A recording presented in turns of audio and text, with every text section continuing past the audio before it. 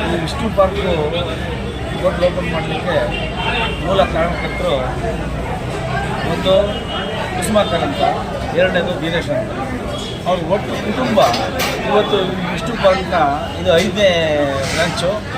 ಭಾಳ ಜನರ ಅಪೇಕ್ಷೆ ಮೇರೆಗೆ ಈ ಹೋಟ್ಲ್ ಓಪನ್ ಆಗ್ತಾಯಿದೆ. ಏನಕ್ಕೆ ಅಂದರೆ ಈ ಒಂದು ವಿದ್ಯಾರಣ್ಯಪುರಮಲ್ಲಿ ಯಾವ ಕಡೆನೂ ಒಂದು ಒಳ್ಳೆ ಹೋಟ್ಲ್ ಇರಲಿಲ್ಲ, ಕೂತ್ಕೊಳ್ಳೋದು ಕರೆಕ್ಟಾಗಿ ಅವ್ರಿಗೆ ಊಟ ತಿಂಡಿ ಮಾಡಲಿಕ್ಕೆ ಒಂದು ಜಾಗ ಇರಲಿಲ್ಲ. ಇಲ್ಲಿಂದ ವಿದ್ಯಾರಣ್ಯಪುರಮಿಂದ ಯಲಹಂಕಕ್ಕೆ ಬಂದು ಅದೇ ವಿಷ್ಣು ಪಾರ್ಕ್ ಹೋಟ್ಲಲ್ಲಿ ಊಟ ಮಾಡ್ತಾಯಿದ್ರು, ತಿಂಡಿ ತಿಂತಾಯಿದ್ರು, ಜನ ಸಹಕರಿಸ್ತಾಯಿದ್ರು.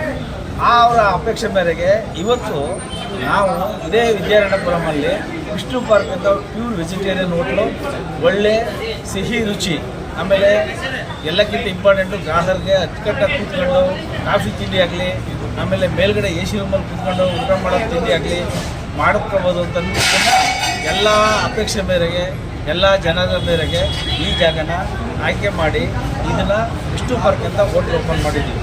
ಪ್ರತಿಯೊಬ್ಬರು ಇಲ್ಲಿ ಬಂದು ಊಟ ತಿಂಡಿ ಮಾಡಲಿ, ಆಮೇಲೆ ಒಳ್ಳೆ ರುಚಿ ಕೊಡ್ತಾಯಿದ್ದೀವಿ.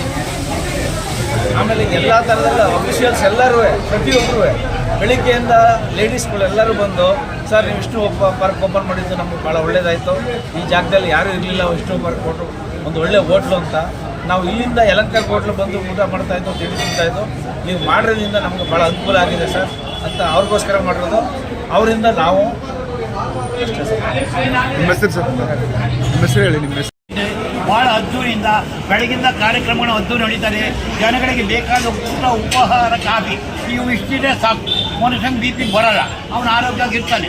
ಆದ್ದರಿಂದ ಇಷ್ಟು ವ್ಯವಸ್ಥೆ ಮಾಡಿಕೊಟ್ಟಿದ್ದಾರೆ, ಅದು ತುಂಬ ಸಂತೋಷವಾಗಿದೆ. ಇಡೀ ವಿಜಯಪುರ ಮೆಜೆಸ್ಟಿಕ್ ಇದ್ದಂಗೆ ನಮಗೆ ಸೆಂಟ್ರ್ ಪ್ಲೇಸ್. ವಿಜಯಪುರದಲ್ಲಿ ಮೆಜೆಸ್ಟಿಕ್ ಇದ್ದಂಗೆ ನೋಡಿ, ಈ ಕಡೆ ಹೋದರೆ ದುರ್ಗಾ ಪರಮೇಶ್ವರಿ ದೇವಸ್ಥಾನ, ಈ ಕಡೆ ಹೋದರೆ ವೆಂಕಟೇಶ್ವರ ದೇವಸ್ಥಾನ, ಈ ಕಡೆ ಹೋದರೆ ಗಣಪತಿ ದೇವಸ್ಥಾನ, ಎಲ್ಲರೂ ಇರುವ ಸ್ಥಳ ಮಧ್ಯಭಾಗದಲ್ಲಿ ಇದು ಕೊಟ್ಟಿಯಿಂದ ನಾವುಗಳೆಲ್ಲ ಸಂತೋಷದಿಂದ ಪ್ರತಿದಿನ ಬಂದು ಕಾಫಿ